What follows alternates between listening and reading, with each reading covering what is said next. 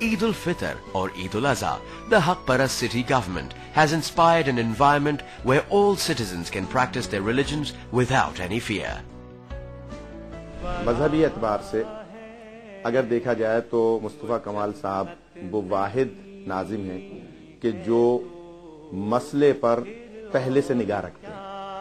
مثال کے طور پہ محرم الحرام ابھی شروع نہیں ہوا، لیکن انہوں نے 15 دن پہلے اپنے دفتر میں میٹنگ کال کر کے تمام مکاتب فکر کے علماء کو بلا کر اور مسائل جاننے کی کوشش کی جو مذہب سے تعلق رکھتے ہیں، محرم الحرام سے، ربیع الاول سے تعلق رکھتے ہیں، اور اس پر عمل درآمد فوری طور پر شروع کر دیا.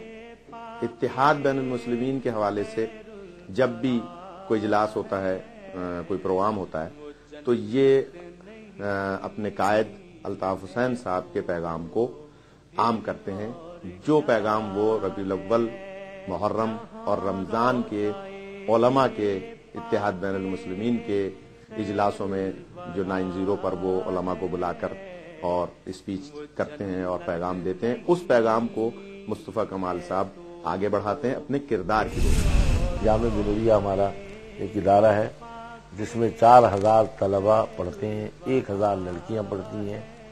ہم گزشتہ 20 سال سے پانی کے لیے پریشان ہیں.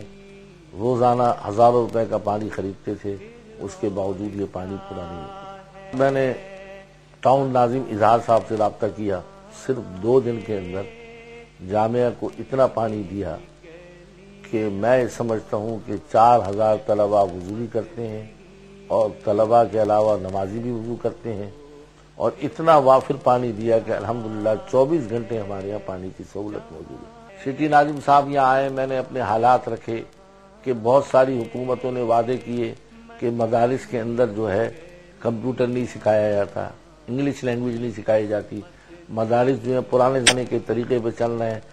دوسرے دن میں دیکھتا ہوں کہ 40 کمپیوٹر برانڈ نیو اور اعلیٰ قسم کی کمپنی کے وہ ہمارے یہاں بھیج دیے اور وہ موجود ہیں جامعہ کے اندر.